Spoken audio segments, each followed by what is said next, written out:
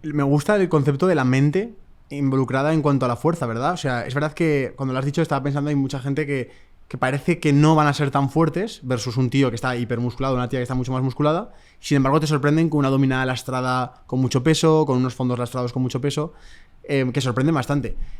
¿Por qué sucede esta conexión mente-músculo y cómo podemos enfatizarla para poder mejorar nuestro rendimiento al final? Eso es muy interesante porque hay un libro que se llama El Gen Deportivo que explica como la diferencia entre hasta qué punto puedes entrenar una capacidad y hasta qué punto es genética. Vale. Y sí que es cierto que la hipertrofia pues, es muy entrenable, pero la fuerza, al tener este componente neural tan fuerte, al igual que la potencia o la capacidad de reacción, es algo bastante genético. Por eso vemos a personas con diferentes capacidades o diferente masa muscular, pero distinta capacidad de ejercer fuerza.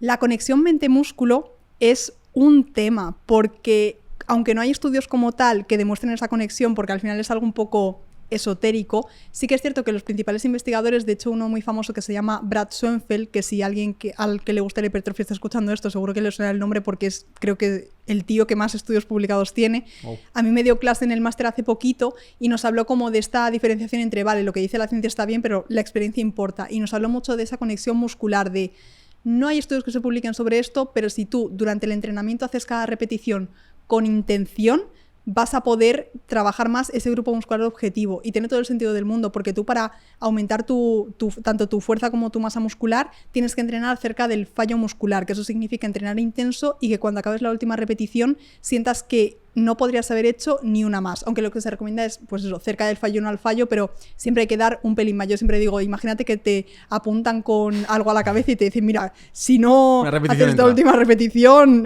tal, y siempre sale una más. Entonces, siendo eso necesario, cuando tú aplicas diferentes técnicas de intensidad, al final estás localizando más ese músculo objetivo. Y algo que yo recomiendo mucho es eliminar las fases inerciales. Si alguien está viendo esto, que en su próximo entrenamiento lo haga, que básicamente es que tú en un ejercicio tienes dos fases, la excéntrica y la concéntrica. La excéntrica es cuando la carga te vence a ti, que por ejemplo en una extensión de cuádriceps sería cuando tú estás flexionando la rodilla, y la concéntrica cuando tú haces fuerza, que sería cuando tú estás venciendo la resistencia en la extensión de cuádriceps para arriba.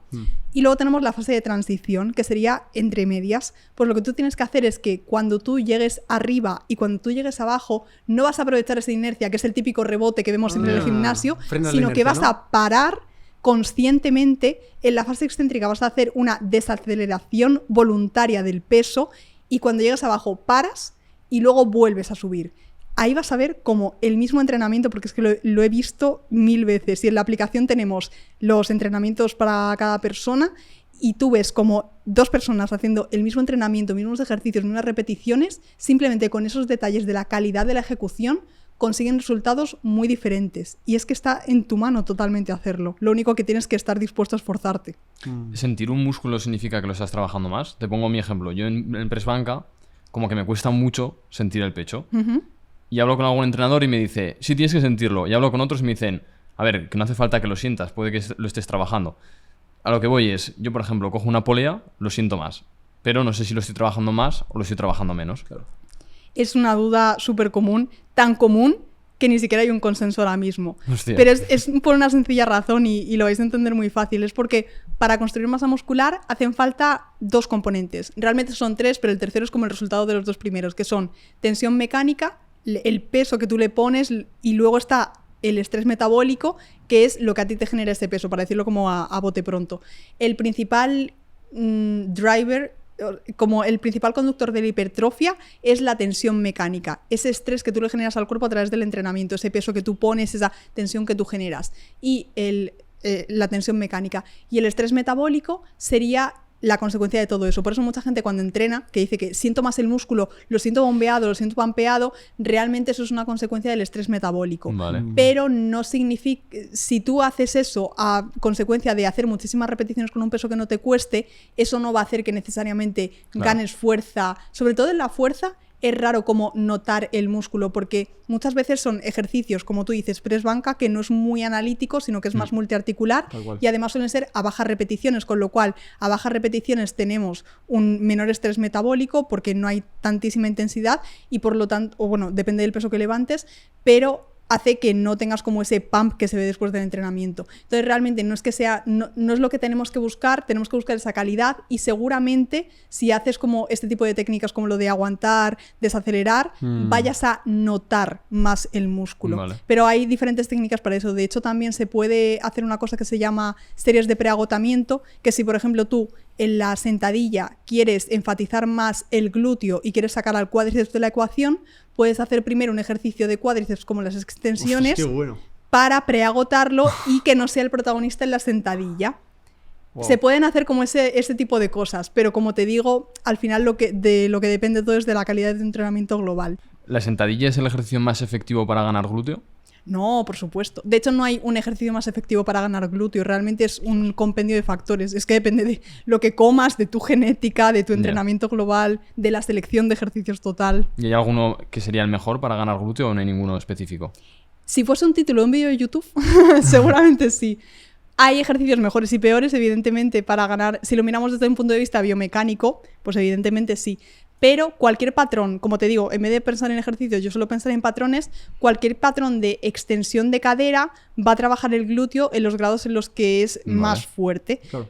Pero claro, ahí nos meteremos a hablar de brazos en momento, internos y externos, y es difícil hablarlo en un podcast porque necesitaríamos líneas para explicarlo, Claro. que es lo que hago en mi canal de YouTube. De hecho, hace poco subí un vídeo que era de entrenando como una culturista, tips de biomecánica, y ahí la gente como que flipó un poco porque todo esto lo explico mientras hago el entrenamiento como tal, y ahí sí que pudimos dibujar las líneas con Rubens, con mi videógrafo, y les dije, esto es biomecánica para chulas, te voy a explicar lo que es el brazo de momento.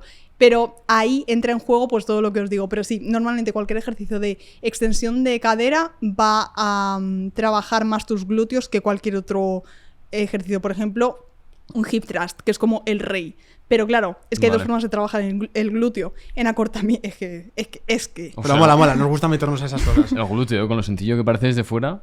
Para nada. A ver, es sencillo, pero tiene. A mí me encanta porque al final es lo que te digo, que como es lo que dentro de la aplicación más mujeres buscan. De hecho, en Science Workout tenemos una guía que se llama Gluteología. Claro.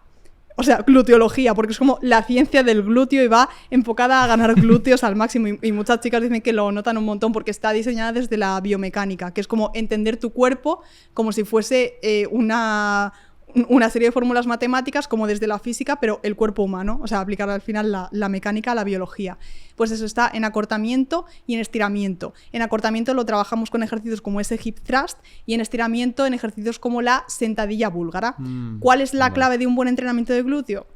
Combinar los dos y ordenarlos según de hecho, el otro día con una chica en el gimnasio que estábamos haciendo las dos máquinas de hip thrust, me decía, ay, yo lo tengo que meter al principio, tía, porque si no me canso. Y yo le expliqué lo de las series de preagotamiento de, pues yo precisamente lo meto al final porque antes hago femoral, cuádriceps, tal, y cuando ya tengo todos los músculos agotados, entonces hago el glúteo para que sea el protagonista. Pero claro, como le dije a ella, digo, al final, si tú te sientes bien así, hazlo de esta manera. Pero se pueden hacer, vamos, 1000 cosas. Y en mi canal de YouTube, por suerte, hablo bastante de ello y tenemos un montón de vídeos ahí. Bueno, tanto en el mío como en el de ENFAF, con ENFAF, ahí tenemos de biomecánica de glúteos, que cuando los grabo de repente 300.000 reproducciones, pero porque es que es súper interesante aprender. Es un gran dolor, totalmente. Claro, yo ahora voy al gimnasio y yo es que estoy pensando en, madre mía, qué pedazo de brazo de momento estoy haciendo en el glúteo con este peso muerto rumano.